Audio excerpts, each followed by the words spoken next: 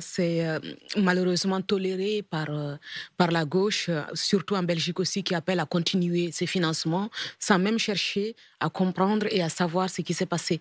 Et ce n'est pas seulement là-bas que l'Europe et le monde occidental financent le terrorisme islamique, c'est aussi sur le territoire européen où des associations dites culturelles ou anti-islamophobie proches des frères musulmans sont financées par l'argent des citoyens européens. Mais alors, depuis les révélations, il y a 17, donc du week-end dernier, 17 pays ont suspendu leur Mhm. versement à l'UNRWA, mais alors en Belgique, non. Non, En en Belgique, non. Belgique, non. En Belgique, on dit attendre les résultats de l'enquête en évoquant Mhm. notamment la nécessité absolue de l'aide humanitaire.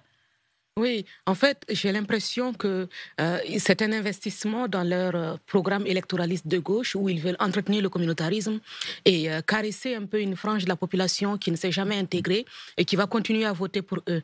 Donc pour eux, c'est un suicide maintenant que d'aller dire ah mais aujourd'hui on va quand même regarder la réalité en face. Donc cette ministre du développement qui est socialiste, continue à dire qu'il faut continuer à financer UNRWA et elle ne se pose pas de questions critiques. Elle a jamais vraiment exprimé une solidarité forte par rapport aux victimes du 7 octobre. Et on a même déjà eu une ministre de ce gouvernement en Belgique qui a hésité à qualifier le Hamas d'organisation terroriste.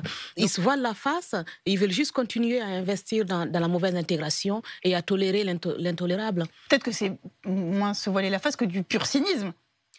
Je pense juste que c'est de l'opportunisme. C'est de l'opportunisme, mais c'est aussi de la bêtise. Je pense que quelqu'un, un ministre d'un gouvernement européen, qui se permet de dire de comparer la guerre à Gaza à la Shoah, c'est quelqu'un qui doit déjà commencer par lire un livre d'histoire.